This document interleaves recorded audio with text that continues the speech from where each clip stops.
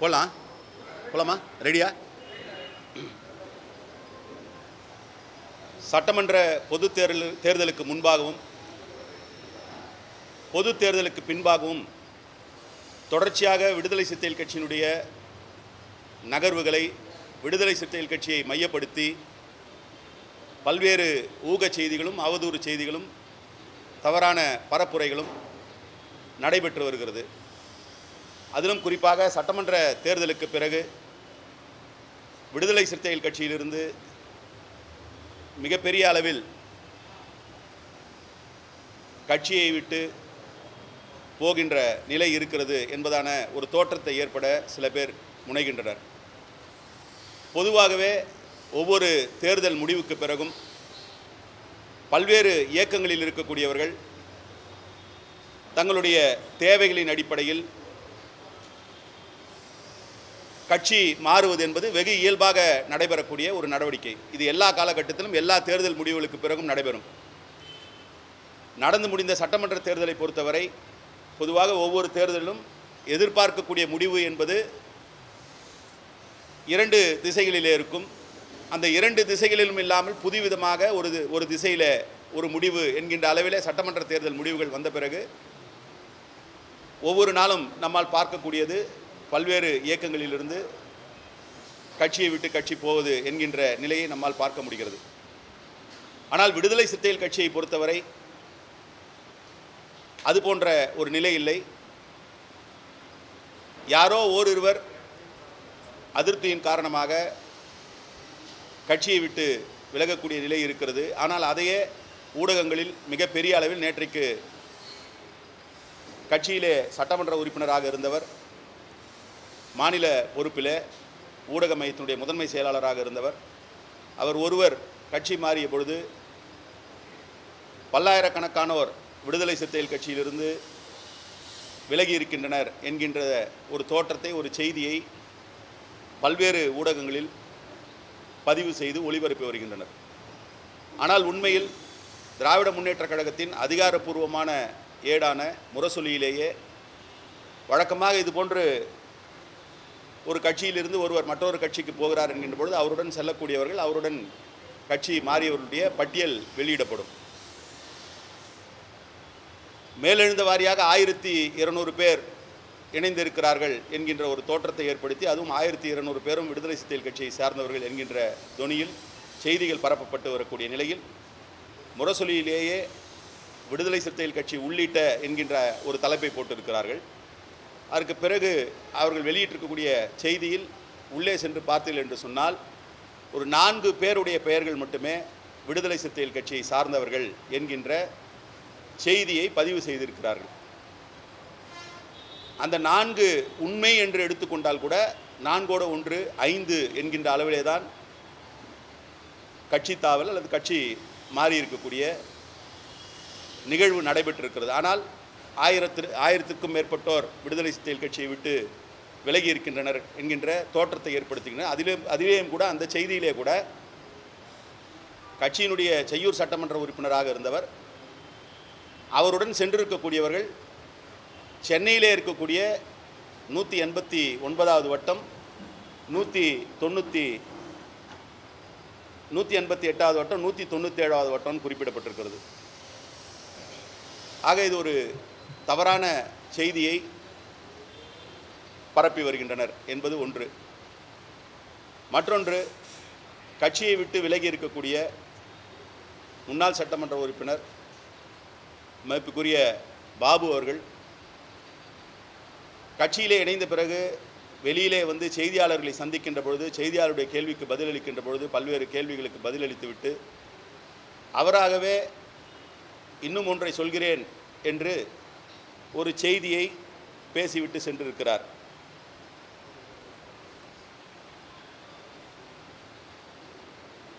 அதாவது விடுதலை சிறுத்தைகள் கட்சிக்கும் தலைவர் எழுச்சி தமிழருக்கும் தான் மிகப்பெரிய ஒரு பங்களிப்பை செய்திருப்பதாகவும் 2016ஆம் ஆண்டுக்கு முன்பு அவருடைய கூற்றுப்படி விடுதலை சிறுத்தைகள் கட்சியினுடைய செய்தியே செய்தித்தாள்களிலோ அல்லது ஊடகங்களிலோ வராதது போன்றும், அதற்கு பிறகு அவருடைய முனைப்பினால் தொடங்கப்பட்ட அவருடைய கூற்றுப்படி அவருடைய முனைப்பினால் தொடங்கப்பட்ட வெளிச்சம் தொலைக்காட்சி வந்ததற்கு பிறகுதான் தலைவர் எழுச்சி தமிழரை பற்றியும் விடுதலை சிறுத்தைகள் கட்சியை பற்றியும் செய்திகள் ஊடகங்களில் உங்களை போன்ற ஊடகங்களில் 2016க்கு முன்பு உங்களை போன்ற ஊடகங்களில் பதிவு செய்யவில்லை என்பதாகவும் செய்தித்தாள்களில் செய்திகள் வருவதில்லை என்பதாகவும் அதற்கு பிறகுதான் வந்ததாக அவர் தெரிவித்திருக்கிறார். அதற்கு பிறகு 100% அனைத்து நிகழ்ச்சியிலும் லைவ் செய்திருக்கிறேன் என்றெல்லாம் சொல்லிவிட்டு சேட்டலைட் உரிமை கம்பெனி என்னுடைய கம்பெனி அவர் சொல்லியிருக்கக்கூடியது, அவர் பேசியது சேட்டலைட் உரிமை கம்பெனி என்னுடைய கம்பெனி. சேட்டலைட் கம்பெனிக்கும் விடுதலை சிறுத்தை கட்சிக்கும் எந்த தொடர்பும் கிடையாது. என்னுடைய சொந்த பணத்தில் வாங்கப்பட்ட சேனல் அது. இங்கே தான் வந்து ரொம்ப கவனமாக பார்க்கணும். சேட்டலைட் உரிமை சேனல் இதை வந்து அப்படியே நான் விட்டுட்டு போகிறேன்ற மாதிரியான ஒரு செய்தியை சொல்லிவிட்டு சென்றிருக்கிறார். ஆனால் உங்களுக்கு தெரியும், கிட்டத்தட்ட 2010-11ஆம் ஆண்டு காலத்திலிருந்தே விடுதலை சிறுத்தைகள் கட்சிக்கென்று ஒரு ஊடகத்தை தொடங்க வேண்டும் என்று தலைவர் எழுச்சி தமிழர் அவர்கள் தொடர்ச்சியாக அதற்கான பணிகளிலே ஈடுபட்டார். இன்னும் கூட குறிப்பாக அவருடைய பொன்விழா பிறந்த நாளை கட்சியின் ஊடகத்திற்கான ஒரு முதலீட்டை தேடுவதற்கான ஒரு நிகழ்வாக ஒருங்கிணைத்து பல்வேறு ஊர்களுக்கு சென்று கட்சி தோழர்களிடத்தில் அவருடைய பங்களிப்பை பெற்று இந்த வெளிச்சம் என்கின்ற ஊடகத்தை தொடங்குவதற்கான முயற்சியிலே ஈடுபட்டார். அதன் அடிப்படையில் 2016ஆம் ஆண்டு வெளிச்சம் தொடங்கப்பட்டது. இந்த வெளிச்சம் தொலைக்காட்சி என்பது பிராண்ட் நேமாக இருந்தாலும் அதை தொடங்கியிருக்கக்கூடிய நிறுவனம் மருதம் என்கின்ற நிறுவனத்தின் மூலமாக அது தொடங்கப்பட்டது. இந்த மருதம் முதல்ல இன்ஸ்டிடியூட் பண்ணது 2011லேயே வந்து அதுக்கான அந்த கம்பெனி நிறுவப்பட்டது. 2011 எழுச்சி தமிழரோடு இன்னொரு தோழர் கோவிந்தராஜ் என்கிற தோழரோடு அது அன்றைக்கு நிறுவப்பட்டு அந்த மருதம் டெலிவிஷன் நெட்வொர்க் மூலமாகத்தான் வெளிச்சம் தொலைக்காட்சி என்பது தொடங்கப்பட்டது. வெளிச்சம் தொலைக்காட்சி தொடங்கப்பட்டது. ஒரு ப்ரைவேட் சேனல் தொடங்கணும்னா உங்களுக்கு தெரியும், முதல்ல வந்து மினிஸ்ட்ரி ஆஃப் இன்ஃபர்மேஷன் அண்ட் ப்ராட்காஸ்டிங்கில் போய் லைசன்ஸ் வாங்கிறதுக்கு முன்னாடி சேனல் தொடங்கணும்னு நினைக்கிறவங்க சேட்டலைட்டுக்கான உரிமை இருக்கணும். சேட்டலைட்டுக்கான உரிமை நேரடி உரிமையாக இருக்கலாம். சில நேரங்களில் அதற்கான ஒரு மாத தொகையோ அல்லது ஆண்டு தொகையோ செலுத்தி அந்த உரிமத்தை சேட்டலைட் வச்சுருக்கவங்ககிட்ட இருந்து வாங்கி அதை ஒளிபரப்ப முடியும். அப்படித்தான் சொந்தமாக சேட்டலைட் இல்லை என்றாலும் கூட அன்றைக்கு ஒரு சேட்டலைட் பெறப்பட்டு 2016 இந்த ஒளிபரப்பு தொடங்கப்பட்டது. அப்பொழுது அவருடைய பங்களிப்பு அல்லது அவருடைய ரோல் என்னென்னா, அவர் ஏற்கனவே கேபிள் தொலைக்காட்சி கேபிள் நெட்வொர்க்கில் வந்து அந்த தொழிலில் இருந்தவர், கட்சியிலையும் வந்து பொறுப்பில் இருந்தார். அப்போது சேனல் தொடங்குகிறோம் என்கின்ற போது அவர் தன்னுடைய அறிவை அல்லது அந்த தொழில் தொடர்பான தனக்கு இருக்கக்கூடிய விவரங்களை வைத்து உதவ முடியும் என்று அவராக வெளிப்படுத்திய பொழுது, கட்சி என்கின்ற பொழுது கட்சியில் இருக்கக்கூடிய பொறுப்பாளர்கள் அவர்களிடத்தில் இருக்கக்கூடிய திறனை கட்சியினுடைய நலனுக்காக கட்சியினுடைய வளர்ச்சிக்காக பங்களிப்பாக தருகிறோம் என்கின்ற பொழுது அதை ஏற்றுக்கொள்கிறோம் என்கின்ற நிலையில் அன்றைக்கு அது ஏற்றுக்கொள்ளப்பட்டது. அப்படி தான் அவர் அதில் வந்தார். இங்கே கட்டட வேலை நடந்துகிட்ருக்கு. நான் ஒரு பொறியாளர், பக்கத்தில் இருக்கக்கூடிய இளஞ்சேகுவரான ஒரு பொறியாளர். இப்போ தலைவர்கிட்ட வந்து இது மாதிரி கட்டட வேலை நடக்குது, நாங்கள் எங்களால் முடிஞ்சது நாங்கள் பண்ணுறோம் அப்படின்னா நாளைக்கே வந்து அந்த கட்டடம் எங்களுதுன்னு சொன்னால் எந்த அளவுக்கு அது வந்து தவறான ஒரு நிலை இருக்குமோ கிட்டத்தட்ட இல்லை அந்த மாதிரியான ஒரு நிலையில் தான் இன்றைக்கு அவர் தெரிவித்திருக்கக்கூடியது. இது தொடர்பான ப்ரொஃபஷனல் டீட்டெயில்ஸ் எல்லாம் விரைவில் வெளியிடப்படும்.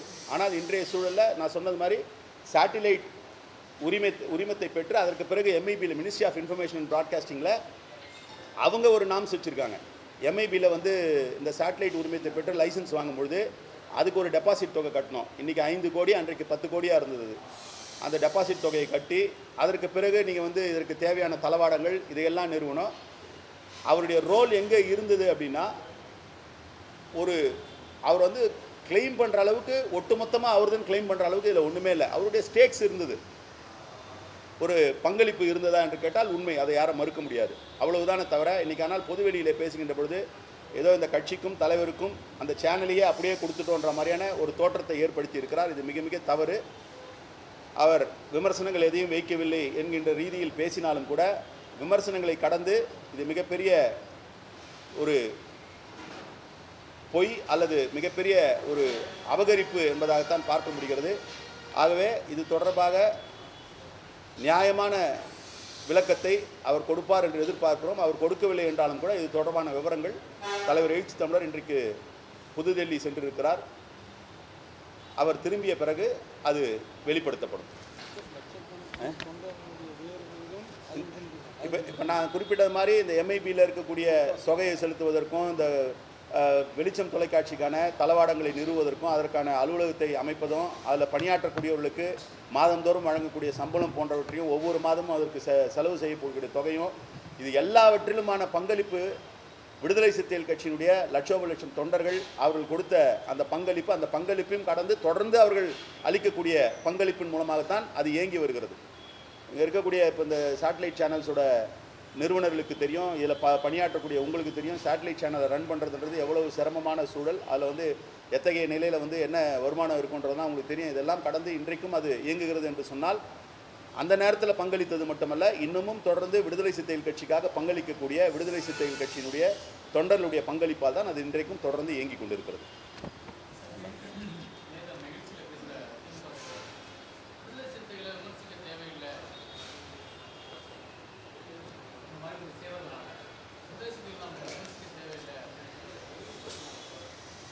அதான் விமர்சிக்க தேவையில்லைன்றார். அதுக்கு என்ன விமர்சனம் இருக்குது? விமர்சிக்க தேவையில்லைன்னு அவங்க ஒரு நிலைப்பாடு எடுத்திருக்காங்க, அவ்வளோதான். அது ஒன்றும் பெருசாக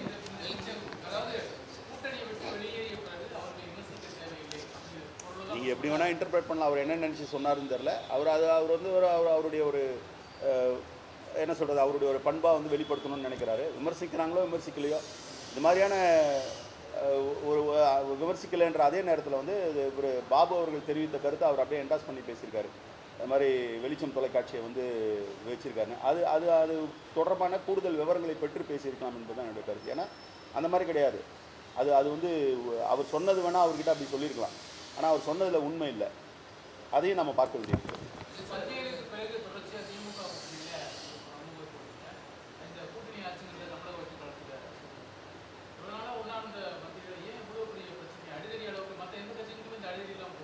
இது என்ன உங்கள் பார்வையா? இல்லை அடிதடி என்ன அடிதடி இருக்குது? யாருக்கு அடிச்சாங்க?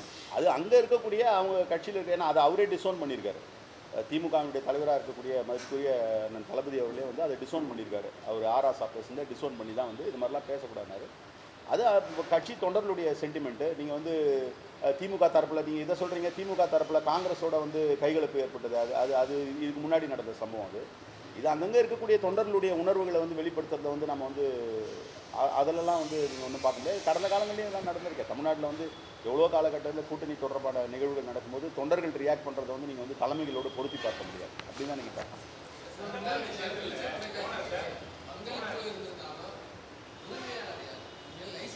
இல்லை, நான் அதுதான் சொன்னேன். நான் அதான் சொன்னேன். நான் பொலிட்டிக்கலாக இதில் வந்து பொலிட்டிக்கலான ஒரு ஃபங்க்ஷனரி, அது ப்ரொஃபஷனலாக அதில் இருக்கக்கூடிய ஃபங்க்ஷனரிஸ் இருக்கிறாங்க. அது தொடர்பான எல்லா விவரங்களும் இன்னும் இன்றைக்கோ இல்லை நாளைக்கோ வந்து நாங்கள் வெளியிடுவோம். ஒரு விஷயம் என்னென்னா, யார் அவர் சொல்கிறது என்ன இருக்குது? நாங்கள் தான் சொல்லணும். அதை சொல்கிறோம், விடுதலை சிறுத்தை கட்சி தான் செயல்படும். ஏங்க நீங்கள் வந்து யாரோ ஒரு வீட்டில் வந்து தொடர்ந்து அவங்க இருந்துக்கிட்டோன்னு சொல்கிறது வந்து உங்கள் பெருந்தன்மையாங்க. அது உண்மை. அவர் சொல்கிறான்றதுனால அதை நம்ம அப்படியே எடுத்துக்க முடியாது. அது அவர் சொல்கிற ஸ்டேட்டஸ் இல்லை, அது இருக்கிற ஸ்டேட்டஸு. நான் தான் சொல்லிட்டேன்ல உங்களுக்கு. இன்னும் கூட சொல்லப்போனால் அவர் வந்து விடுதலை சிறுத்தைகள் கட்சியை இயக்கக்கூடிய இந்த மருதமில் வந்து 2017 தான் டைரக்டர். அவர் 2011 துவங்கப்பட்டது. 2016 வந்து சேனல் வந்து துவங்கப்பட்டது. நான் தான் இப்போவும் சொல்கிறேன், அவருடைய பங்களிப்பு இருந்தது. அந்த பங்களிப்பு எந்த வகையில் இருந்தது, எது வரைக்கும் இருந்ததுன்ற தகவல்கள்லாம் கொடுப்போம். ஆனால் அவர் சொல்வது போல் அவர் அப்படியே விட்டுட்டு போயிட்டேன்னு சொல்கிறது. அதுதான் நான் சொல்கிறேன். அவர் பேசும்போதே வந்து என்ன பண்ணுறாருன்னா 2 வார்த்தையை கையாளுறாரு. ஒரு இடத்துல வந்து சேட்டலைட்டு நான் பெற்றிருந்தேன், இன்னொரு இடத்துல சேனல்ன்றாரு. சேனல்ன்றது வேறு, சேட்டலைட்ன்றது வேறு. சேட்டலைட்ன்றது உங்களுக்கு தெரியும், ஒரு பார்ட். அது சேட்டலைட் கிட்ட வந்து நம்ம அனுமதி இருந்தால் தான் நம்ம போய் MIBயில் போய் பர்மிஷன் கேட்க முடியும். சேட்டலைட்ன்றது வந்து அது ரொம்ப ஸ்மாலர் பார்ட். அது ரொம்ப சின்ன பகுதி. இப்போ நீங்களே ஒரு சேட்டலைட் வச்சுருக்கீங்க, எந்த சேனலும் ஆப்ரேட் பண்ணாமல் இருக்கீங்கன்னா, நான் ஒரு சேட்டலைட் தொடங்கினா உங்களோட ஒரு ஒப்பந்தத்தை போட்டு நான் வந்து சேட்டலைட்டை தொடங்கலாம்.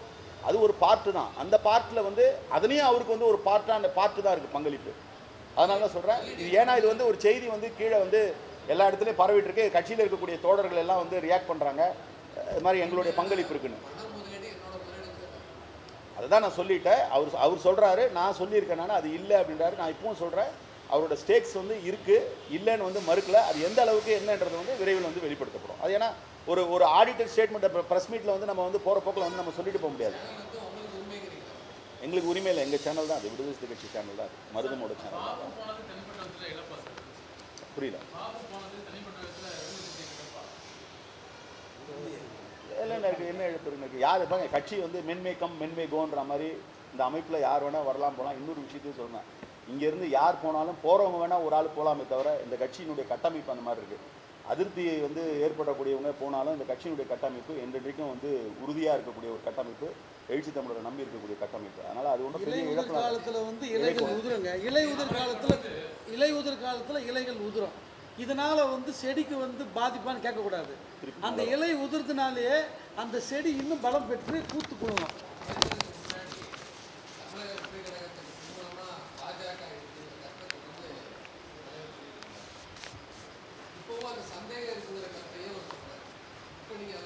இந்த சந்தேகம் இருக்குன்னு என்னைக்கு சொன்னார்? ஊடகத்தில் செய்து அவர் சொன்னாரா? இல்லை, நீங்கள் உங்களுடைய இல்லை நிலைப்பாடில் மாறி இருக்காங்கன்றத விட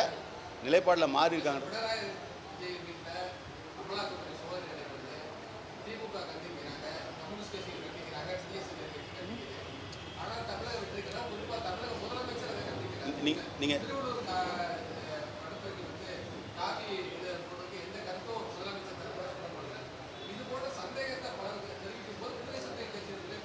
இல்லை, பொதுவாக ஊடகத்துடைய தன்மை எப்படி இருக்குன்னா, உங்களை வந்து சந்திக்கிறவங்ககிட்ட கேள்வியை கேட்குறீங்களே தவிர கேள்வி யாருக்கிட்ட கேட்கணுமோ அவங்கக்கிட்ட தான் அந்த கேள்வியை டைரக்ட் பண்ணோம். நீங்கள் தொலைச்ச இடத்த தேடாமல் வெளிச்சம் இருக்கிற இடத்துல வந்து தேடினீங்கன்னா நாங்கள் சொல்ல முடியாது. நீங்கள் எங்களை கேட்டிங்கன்னா ஏன் இதை கண்டிக்கல அப்படின்னு கேட்டிங்கன்னா நாங்கள் பதில் சொல்லலாம். எங்களுடைய நிலைப்பாடு இதுன்னு ஒன்று. ரெண்டாவது, ஒரு விஷயத்தை வந்து மீண்டும் தலைவர் எழுச்சி தமிழர் தெளிவுபடுத்தியிருக்காரு. என்ன தெளிவுபடுத்தியிருக்காருன்னா, தேர்தல் முடிவுகளுக்கு பிறகு தாவேகாவினுடைய நடவடிக்கைகள் இல்லை வந்து அவங்க வெளிப்படுத்தக்கூடிய சிக்னல்ஸ் வந்து எப்படி இருக்குன்றது தான் ரொம்ப முக்கியமானது. என்டிஏ கூட்டணியில் இருக்கக்கூடிய கட்சிகளோடு நாங்கள் வந்து ஆதரவு கோர மாட்டோம்னு ஒரு நிலைப்பாடு எடுத்தாங்க. நீங்கள் அடுத்து ஒரு விஷயத்துக்கு வருவீங்க, அதுவும் நம்ம பேசிட்டு எடுத்திருக்கோம். அதற்கு பிறகு வந்து இன்னொரு விஷயத்தை தெளிவாக சொல்கிறாரு, விடுதலை சிறுத்தைகள் கட்சி இந்த கூட்டணியில் இருக்க வேண்டும், இந்த கூட்டணியில் இருப்பது பாதுகாப்பானது என்று தாவேகா கருதுகிறார்கள் என்று சொன்னாங்க. பாதுகாப்பானதுன்னா என்ன? நம்ம வந்து அவங்களுக்கு வந்து என்ன இப்போ இந்த ப்ரொடெக்ஷனாக கொடுக்க போகிறோம்? அது இல்லை. கருத்தியல் ரீதியான ஒரு பாதுகாப்பு விடுதலை சிறுத்தைகள் கட்சியும் இடதுசாரிகளும் இருக்கிறது வந்து அவங்க எந்த வகையிலும் பாரதிய ஜனதா கட்சிக்கோ அல்லது வந்து ஆர்எஸ்எஸ்னுடைய கருத்தியலுக்கோ வந்து உடன்படாத ஒரு சூழலை வந்து ஏற்படுத்துவோன்ற நம்பிக்கையில் தான் எங்களை கூட வச்சுருக்காங்க. நீங்கள் அப்படி தான் பார்க்கணும். நாங்கள் இருக்கிறோன்னும் பொழுதே அதை என்ஷூர் பண்ணுற அளவுக்கு அங்கே இருப்போம். அது இல்லைன்னும் பொழுது அன்றைக்கி நீங்கள் கேள்வி கேளுங்க, அன்றைக்கி என்ன முடிவுன்றதை அன்றைக்கி எடுப்போம்.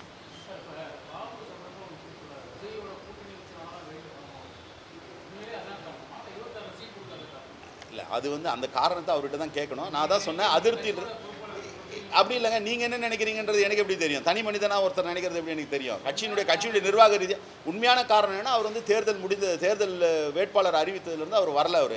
அவர் போனது வேணால் இப்போ போயிருக்கலாம். இது நீங்கள் தான் அவர்கிட்டே கேட்டணும். சரி, ரைட்டு. அதிருப்தி இல்லை அப்படின்னா வந்து அவரோட வாதப்படி என்ன சொல்கிறாருன்னா, நான் வந்து இன்றைக்கி தான் வந்திருக்கேன், நான் தேர்தலுக்கு பிறகு தாவேகா கூட்டணிக்கு போனதுக்கு பிறகு தான் வந்து திமுகவில் சேர்ந்துருக்கேன்றாரு.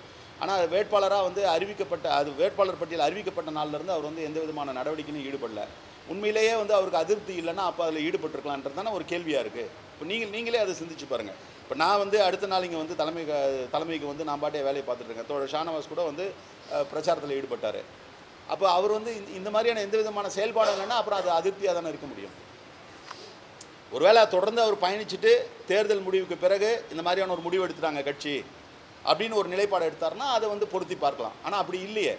நடுவில் கொஞ்சம் பக்கத்தை காணுன்ற மாதிரி தேர்தல் வேட்பாளர் அறிவித்த பிறகு அதுக்கப்புறம் இன்றைக்கி தானே வெளியில் வர்றாரு. இடையில ஒரு ஸ்டேட்மெண்ட் கொடுத்தாரு, அவ்வளோதான். அரசியல் சூழலை வந்து பயன்படுத்துகிறாருன்னு தான் பார்க்கணும். அது அதிருப்தி தான்.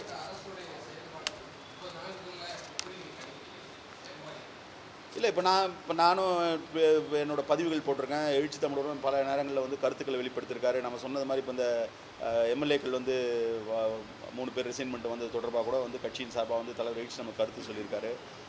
அவருடைய செயல்பாடு அப்படின்னு பார்க்கும்போது நிர்வாக ரீதியான செயல்பாடுகளை இன்னும் கொஞ்சம் டியூன் பண்ண வேண்டியது இருக்குது. அதில் ஒன்றும் மாறுபட்ட நிலையில் குறிப்பாக வந்து மின்சாரம் தொடர்பான பிரச்சனைகளில் வந்து இப்போ ரெவ்யூ மீட்டிங்லாம் நடத்திட்டு இருக்கிறதா சொன்னாங்க. சமீபத்தில் வந்து மின்துறையினுடைய செயலர் மதிப்புக்குரிய ராதாகிருஷ்ணன் ஐஏஎஸ் அவரோட பேட்டி கொடுத்தாரு. அது எங்கே அவர் குறிப்பிடுற மாதிரி என்னன்னு கேட்டிங்கன்னா வந்து சில இடங்களில் வந்து மெயின்டெனன்ஸ் ஃபெயிலியர் இருக்குது அப்படின்ற மாதிரி சொல்கிறாங்க. இதெல்லாம் கடந்த காலங்கள்லேயும் இருந்தது. கடந்த காலங்கள்லேயும் வெயில் இருந்தது. கடந்த காலங்கள்லேயும் இது மாதிரியான கோடை காலத்தில் ஏற்படக்கூடிய கூடுதல் மின் தேவையை வந்து ஈடுகட்டுவதற்கான நடவடிக்கைகள் எடுக்கப்பட்டது. அதனால் இது வந்து அதிகாரிகள் வந்து இன்னும் கொஞ்சம் கவனம் செலுத்தி இதை செய்யணும். இந்த அதிகாரிகளை முடுக்கிவிடக்கூடிய பொறுப்பு வந்து அரசுக்கிட்ட இருக்குது. அதில் ஒன்றும் மாற்று கருத்து இல்லை. அதே மாதிரி சட்டம் ஒழுங்கு தொடர்பாகவும் இன்னும் கொஞ்சம் கடுமையான நடவடிக்கைகள் எடுக்கணும். முதலமைச்சர் வந்து இன்னும் மாவட்ட ஆட்சித்தலைவர்களை சந்திக்க வேண்டிய ஒரு கூட்டத்தை போட வேண்டியது இருக்குது. நான் என்ன புரிஞ்சுக்கிறேன்னா, இன்னும் வந்து முழுமையான அளவில் வந்து அதிகாரிகளுடைய பணிமாற்றம் அது போன்ற விஷயங்கள் நடக்கலைன்றாங்க. இருந்தாலும் இன்றைக்கு இருக்கக்கூடிய சூழலை கருத்தில் கொண்டு உடனடியாக அது தொடர்பான நடவடிக்கைகளை முடிக்க விட வேண்டும். அதில் ஒன்றும் எந்த விதமான மாறுபட்ட கருத்தும் இல்லை. இன்னும் கொஞ்சம் வேகப்படுத்தணும்.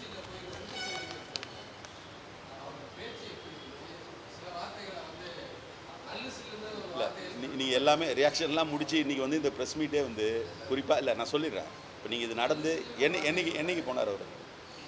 இல்லை, என்னைக்கு போனார் அவர்? அதுக்கு பிறகு ஒரு வாரமாக வந்து அது தொடர்பான கருத்துக்களை இப்போ நானும் என்னோடய சோஷியல் மீடியாலையும் பதிவு பண்ணி வச்சுருக்கேன். இல்லை, அதுதான் சொல்கிறேன். அதெல்லாம் கொஞ்சம் மாற்றிக்கணும்னு தான் சொல்கிறோம். நம்ம அந்த மாதிரியான விமர்சனங்களை மாற்றிக்கணும். இது எல்லாருக்குமே வந்து இயல்பாக நடக்கிறது. நீங்கள் இன்னும் சொல்லப்போனால் பல ஆண்டு காலமாக அரசியல் காலத்தில் பல ஆண்டு காலமாக மக்களை சந்திக்கக்கூடிய தலைவர்களே சில நேரம் வந்து வார்த்தைகளை வந்து தவறாக பிரயோகம் பண்ணுறாங்க, வார்த்தைகளை வந்து தவறாக பயன்படுத்துகிறாங்க. அப்போ இதில் வந்து யாரும் வந்து இதில் கூட்டணி இல்லை வந்து நமக்கு வேண்டப்பட்ட தலைவர் வேண்டாத தலைவர் இல்லை. அரசியல் நாகரிகத்தை வந்து எல்லோரும் கடைபிடிக்க வேண்டியதில் எந்த மாறுபட்ட கருத்து இருக்க முடியாது. அதனால் அவரும் அதை பண்ணணுன்றது தான் நம்ம எதிர்பார்ப்பார்கள்.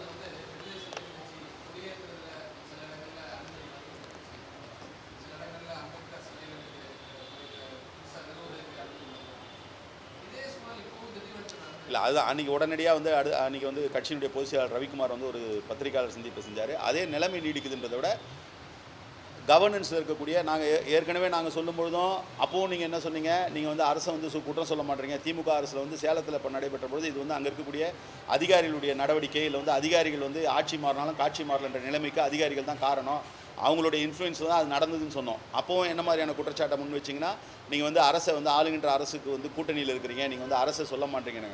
இது அரசை சொல்வதோ இல்லை வந்து சொல்லக்கூடாதோன்றதில்ல, இருக்கக்கூடிய உண்மையை பேசுகிறோம். இப்போ இந்த நிகழ்வில் கூட ஏற்கனவே இருக்கக்கூடிய சட்டத்தின்படி வந்து அது வைக்கக்கூடாது போகக்கூடாதுன்ற மாதிரி அவங்க சில தடைகளை சொன்னாங்க. அப்புறம் அந்த சிலையை வந்து மூடி வைக்கணும்னு சொன்னாங்க.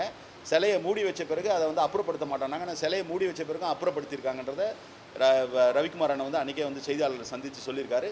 இது தொடர்பான சட்டங்களில் வந்து மாற்றம் வேண்டும் என்று கேட்டிருக்கிறோம். கண்டிப்பாக அந்த சட்டங்களை மாற்றுவதற்கான எல்லா முன்னெடுப்பையும் எடுப்போம். அமைச்சரவையில் இருக்கக்கூடிய தோழர் வன்னியரசு மாண்புமிகு வன்னியரசு அவர்கள் அதற்கான நடவடிக்கைகள் எடுப்பார். விரைவில் இது போன்ற பிரச்சனைகள் வந்து வராத அளவுக்கு நாங்கள் நடவடிக்கை எடுப்போம்.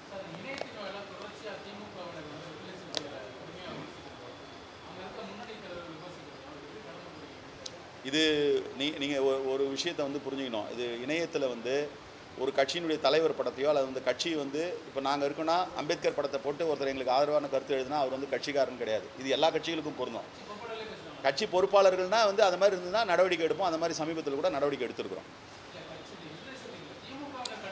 ஆமாம்மா, அதான் இப்போ நாங்கள் எடுத்திருக்க மாதிரி ரெசிப்ரோகேஷனாக அது போன்ற கட்சிகளும் எடுக்கணும்னு தான் எதிர்பார்க்குறோம். கட்சி பொறுப்பாளர்களாக இருக்கக்கூடிய அது போன்ற கருத்துக்களை, தவறான கருத்துக்களை, கொச்சையான கருத்துக்களை, அநாகரிகமான கருத்துக்களை பதிவு செய்து இது வந்து எல்லாருமே வந்து ஒரு என்ன சொல்கிறது, ஒரு நல்ல அரசியலை முன்னெடுக்கணும்னு நினைச்சோம்னா நம்ம அதெல்லாம் பண்ண வேண்டிய தேவை இருக்கிறது. ஏன்னா இன்றைக்கு இருக்கக்கூடிய காலகட்டத்தில் குறிப்பாக சமூக ஊடகத்தில் யார் வேணால் எழுதலாம், எந்த அடையாளத்தோடு வேணால் எழுதலாம். நான் வந்து என்னோடய ஐடியில் வந்து நான் யாருன்னே தெரியாமல் என்னால் வந்து போட முடியுது. அதனால் இது ரொம்ப கவனத்திற்குள்ளே கொள்ள வேண்டிய ஒரு விஷயம். எந்த அரசியல் கட்சியாக கண்டிப்பாக திமுக தலைமை மட்டும் இல்லை, எந்த கட்சியை சார்ந்தவர்கள் இது போன்ற செயல்பாடுகளில் ஈடுபட்டாலும் அந்தந்த கட்சி தலைமையில் அது மீது நடவடிக்கை எடுக்கணும் என்பது தான் இருக்கிற யதார்த்தம்.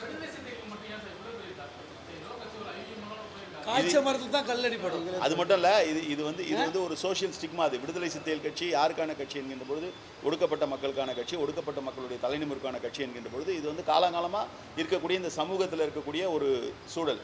நீங்கள் அதுதான் வந்து இதுலேயும் பிரதிபலிக்குது. ஒரு கட்சியாக வரும்போது அதான் பிரதிபலிக்குது. அது இருக்க தான் செய்யும். அதெல்லாம் ஓவர் கம் பண்ணுறதுக்கு, அதெல்லாம் மாற்றுவதற்காக தான் வந்து காரணம் ஒன்று, அதான் சமூக சூழல் தான் காரணம், வேறு ஒன்றுமே இல்லை. அதை மாற்றணுன்றது தான் நம்மளுடைய போராட்டம்.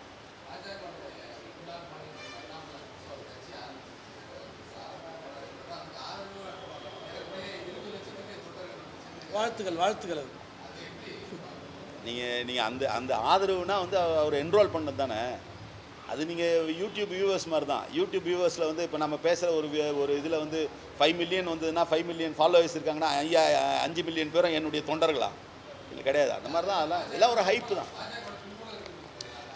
இருக்குன்ற மாதிரி தான் அவருடைய நடவடிக்கைகள். ஏன்னா நீங்கள் ஒரு கட்சியிலேருந்து போகிறவங்க வெளிப்படையாக ஒரு அறிக்கை, அதுவும் அவருக்கு இருக்கக்கூடிய மீடியா லைம் லைட்டுக்கு வந்து அவர் ஒரு அறிக்கை கொடுத்தாருன்னா கட்சி விட்டு போயிட்டாருன்னு தெரிய போகுது. ஒரு கட்சி விட்டு போகிறேன், நாங்கள் போய் மோடி அவர்களை சந்திக்கிறேன், அமித்ஷா அவர்களை சந்திக்கிறேன்றதும், அவர் போயிட்டு வந்த பிறகு ஒரு 2 நாள் கழிச்சு வந்து அவங்க ஒரு அறிக்கை கொடுக்குறதும், இதெல்லாம் வந்து அவங்களுடைய பின்புலம் இல்லாமல் வந்து அவர் வந்து செயல்பட முடியாதுன்றதுக்கான ஒரு ஒரு சமிகைகள் தான். நீ உறுதியாக வந்து பிஜேபியினுடைய பின்புலம் இருப்பதாகத்தான் வந்து நமக்கு தெரியுது. அவருடைய ஆக்டிவிட்டீஸை பார்க்கும்பொழுது அந்த செயல்படக்கூடிய தன்மையை பார்க்கின்ற போது பாரதிய ஜனதா கட்சியினுடைய தூண்டுகோல் இருக்கிறது என்பதைத்தான் பார்க்க முடியும்.